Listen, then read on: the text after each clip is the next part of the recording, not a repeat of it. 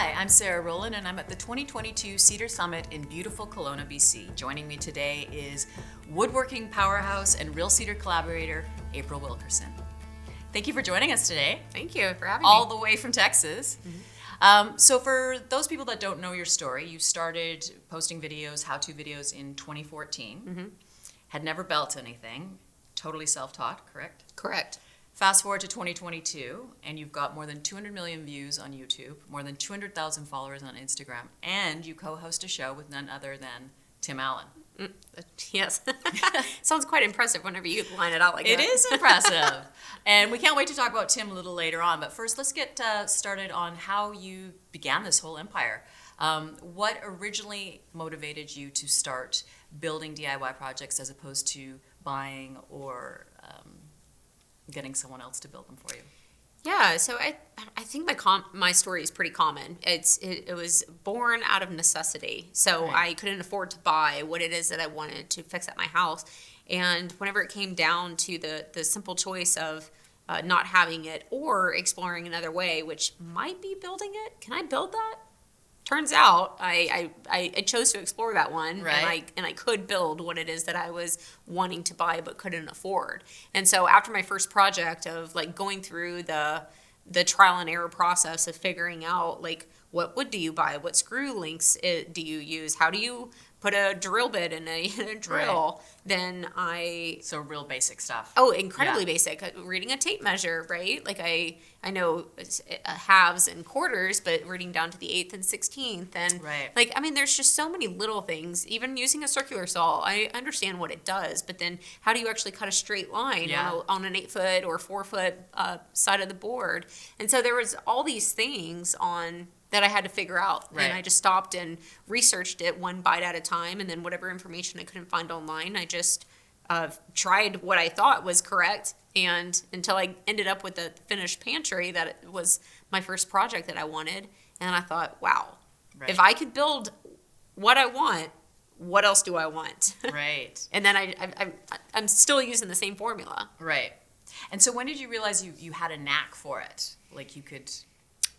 I think right there at the beginning, Right. it really like dawned on me, oh, if I can use the same formula on taking it bite-sized pieces until I end up with the thing that I'm going for, Right. even with mistakes along the way, then I can literally just make a list and maybe I can do the same thing. So then over the years, I started off with simple things. And then they got a little bit more complex and a little bit more complex. And then I got into construction. Then I got into welding. Then I got into CNCs. Wow. And then like now there's almost nothing I won't tackle because now I figured out the formula. Right. And what's funny is I apply this to building, but it could be applied to anything in life. And I use it. I don't know anything about starting a business, but using the same formula. Then I started a manufacturing business. I don't know anything about that, but I'm using the same formula. Right. Now I'm building a 10-acre RV park. I don't know anything about that, but I'm using the same formula. So Right. it's like you really can build up your confidence level once you start with something small. Right.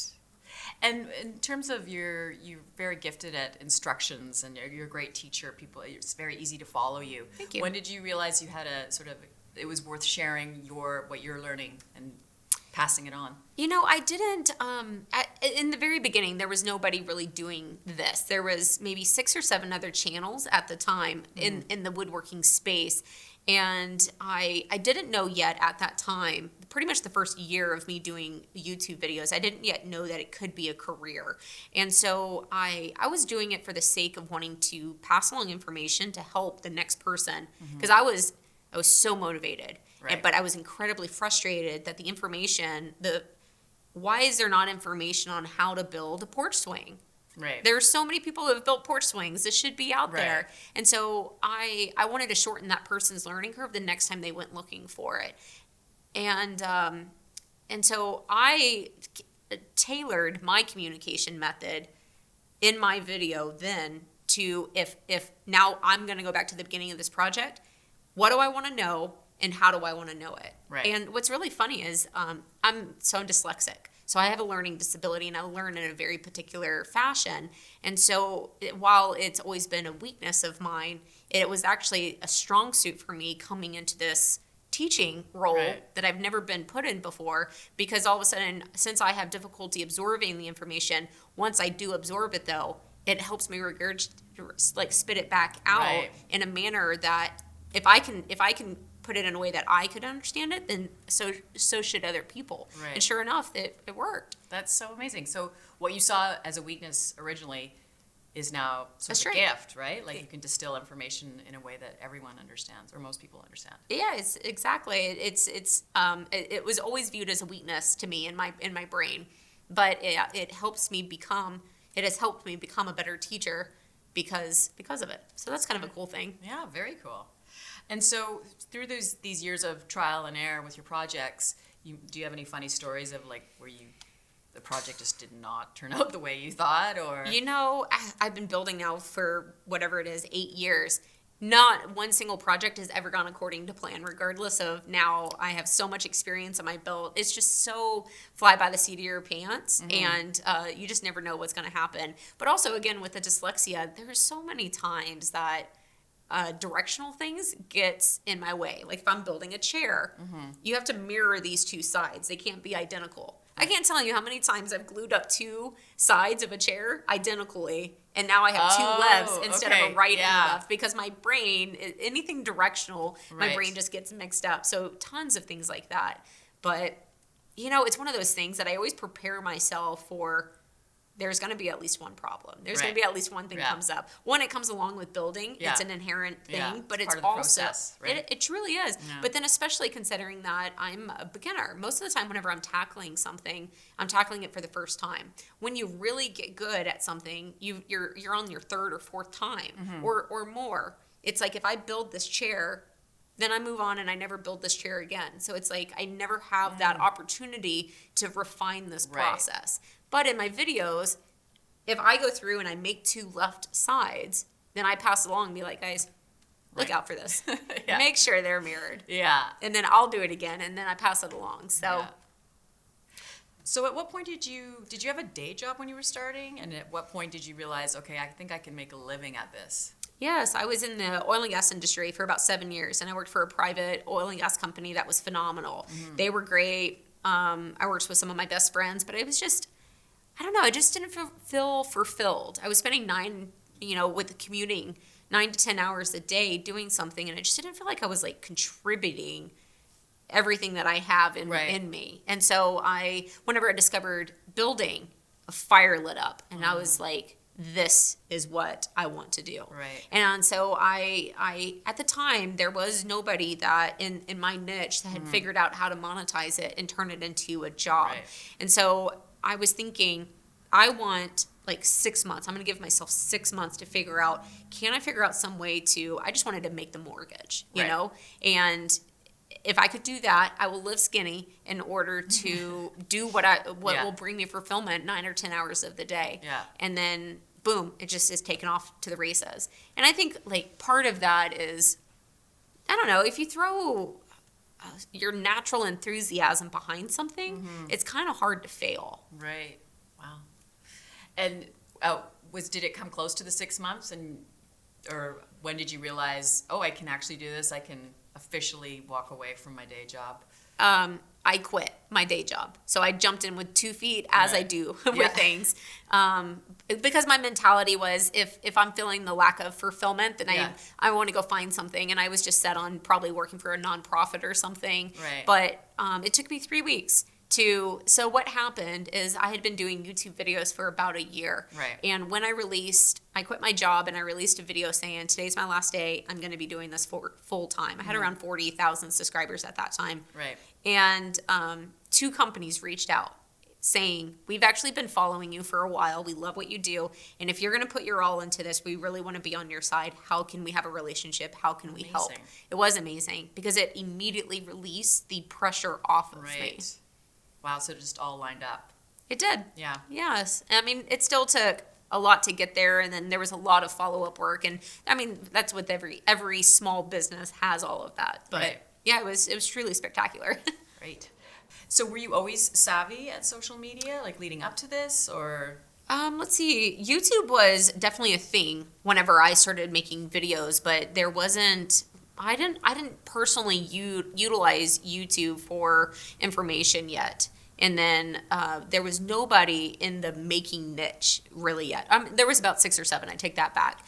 But I wasn't in any way savvy with filming and editing. Mm-hmm. And then at the time, Instagram wasn't around. There was Facebook, but I was only using it as a personal thing. Mm-hmm. So all of that just kind of came along as I got more and more into it. It was, again, one of those things that I tackled this first, then I tackled this, then I tackled this. Right. I tackled a website, then YouTube, then Instagram.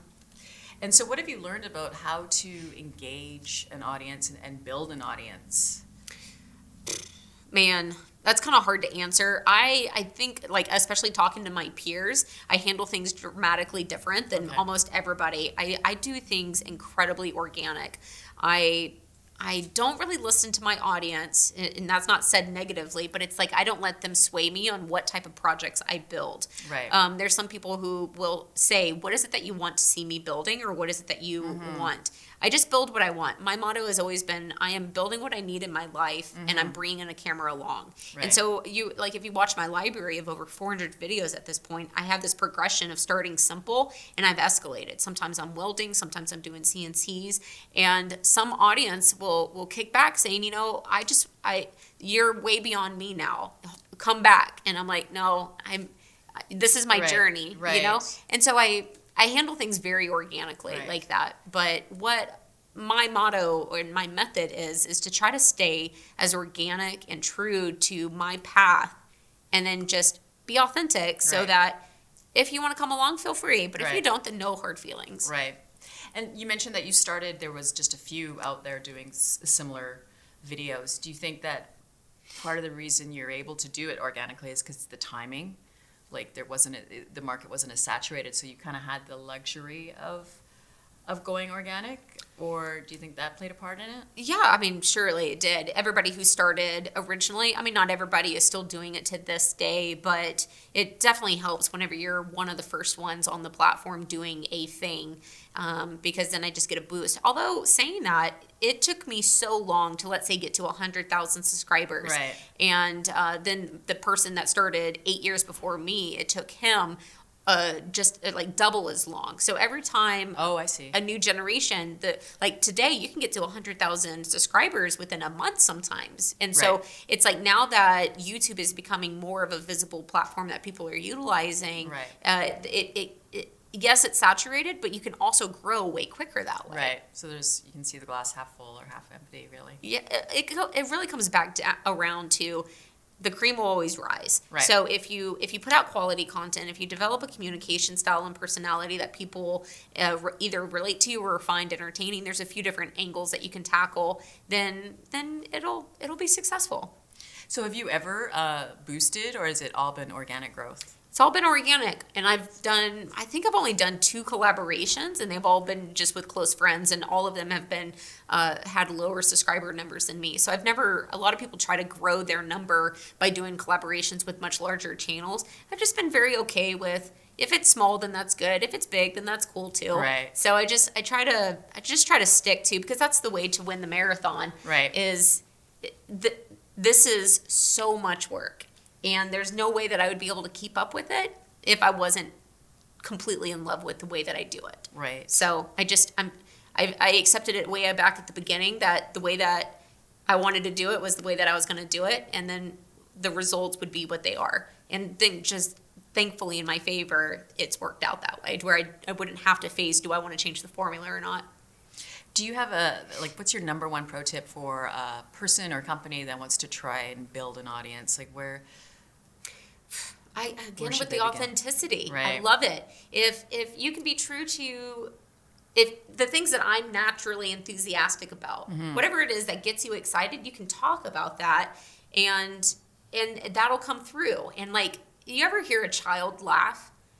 Like, that is infectious, and it makes you want to laugh. Yeah. And so that's the same thing with the enthusiasm and sometimes frustration. So it's if you are excited about something, share that something in the way that is making you excited. Same thing with the brand. If a brand has somebody on staff that really, really feels for it, then awesome. But then if they're looking for somebody, if they're looking for somebody to market on their behalf, finding that person who actually uses that product will get them way further than somebody who doesn't, maybe. Right. Do you remember when you hit the 1 million mark on your YouTube subscribers? I do. It's really funny. My whole team, I think I had 4 close people that we were all betting. We narrowed down the month, and then we were all betting on what day it would be. And the closest one, I think, got like a free dinner or something. But that was back in 2019, and I don't remember the month now, but it was something that we all celebrated. Right.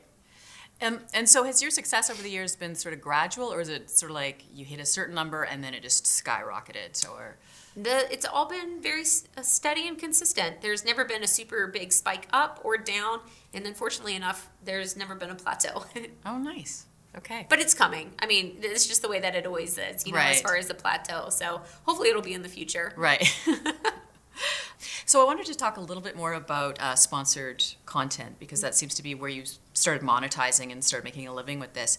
Do you have any guidelines for what you work with and what you don't? Like if they evolved over the years, like products or companies, how do you approach it? Yeah, kind of 2 ways. A lot of people these days approach me because YouTube and social media is becoming more and more of the modern day place that the companies want to spend their budget. And so if a company approaches me, then I think, do I actually like them? Do I know of them? If I don't, then I research them. And then if I feel like it's a trifecta, I feel like, for it to work for everybody. The company, the viewer, and then the content creator. And so the company needs good marketing out of it. The viewer needs good information out of it. And then I need a way to feel like I can benefit the company and provide them good marketing, and then I need to appease the viewer by giving them good information. Right. So if everybody's happy, that's a perfect case scenario. Right. And so if somebody approaches me and I feel like I'm going to have to change my content too much in order to shoehorn in an advertisement for them to give them that good marketing, then that's not good for the viewer or the company. Right. So then I have to say no. So that's kind of like my guideline, is I'm always thinking about the 3 points of that triangle. Right. And if everybody's happy, then that's a good relationship to start talking about. That brings me to my next question, which is, I know a lot of people find you quite relatable, and it's one of the things they really love about you. Have you ever had a company try to get you to vamp it up, or say, like, if you'd only smile more, that type of thing? Like, have you ever had that kind of pushback? I don't think I have. But I think I also go into the conversation with the sponsor being very aware of, I really want to be able to do my own thing. I'm very flexible, and it is a 2-way conversation. But I always start my conversations off with, what is your marketing goal for this campaign? Right. And then, because then I want to know, do I feel like I can do that for you? Right. And then, is it in my wheelhouse? And then I use that as an opportunity to say, this is a 2-way street and open communication, but I really this is where I excel. And if you're coming to me for marketing, then hopefully you have enough trust in me to do it with the general direction that you point me in. Right. And with all the companies that are vying to work with you, do you ever have to cap it and go, look, there's just too many ads in this one video, it's going to lose its authenticity, can I put you in the next video? Is that... Absolutely. Yeah. And I don't ask.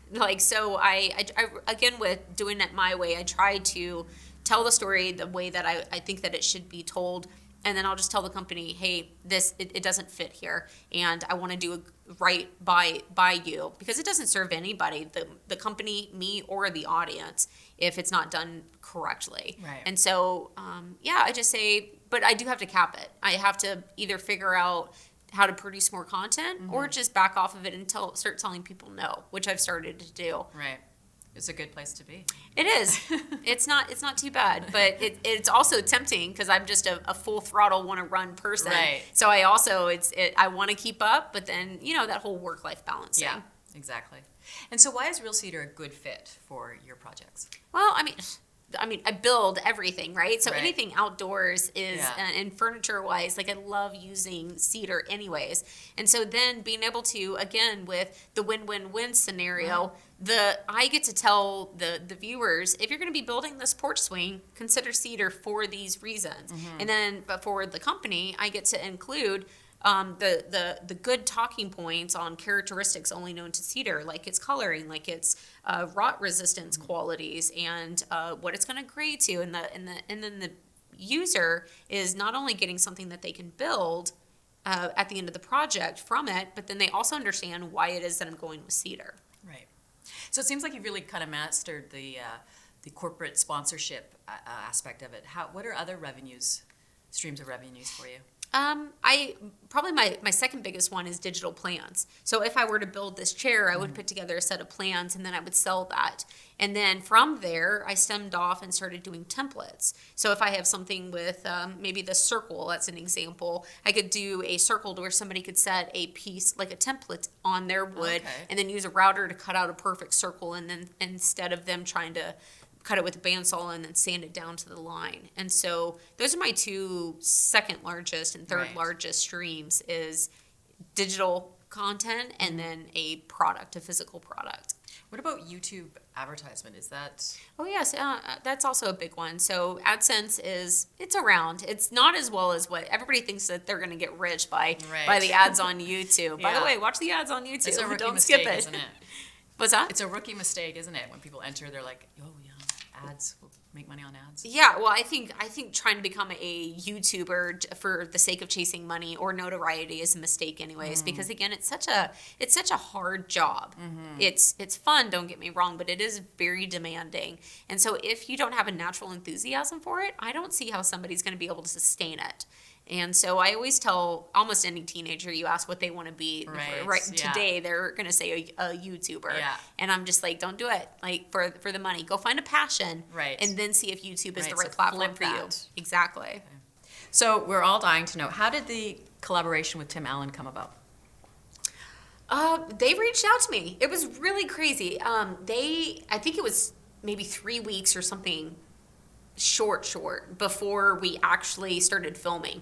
But yeah, somebody sent me an email saying, hey, you seem cool. We're looking for not a host, but a role on this TV show. It's going to be on the History Channel, and it's going to be with Tim Allen and Richard Karn. Are you interested in doing a chemistry test? And I was like, who's going to say no to possibly working with Tim Allen and Richard Karn? So I said, sure. So we hopped on a video chat, and they said, okay, we have a list of questions, so prepare yourself. And then Richard came on first, and I was in my commercial shop, and Richard was like, what's that in the background? And it was a big CNC, and he was like, is that single phase? And I said, no, it's actually 3-phase. And he goes, I've never understood the difference. So I start explaining the difference between single and 3-phase. Yeah. Well, at this point, Tim Allen comes on, and he gets interested in it, and I'm describing to them the difference. Right. And it turns out that after a 15-minute conversation, they were like, okay, well, we're done. The producers had never asked a single question. I was like, I thought you had a list of questions. They're like,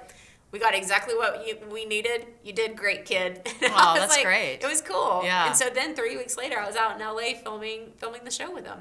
It kind of shows you how far we've come, because before they were looking for tool-time girls, right? And now they want a woman that can hold her own. Yeah, I don't know if I think that they like the symmetry between the modern day woman in the trades versus what used to be viewed, but yeah, I'm glad to represent. Right.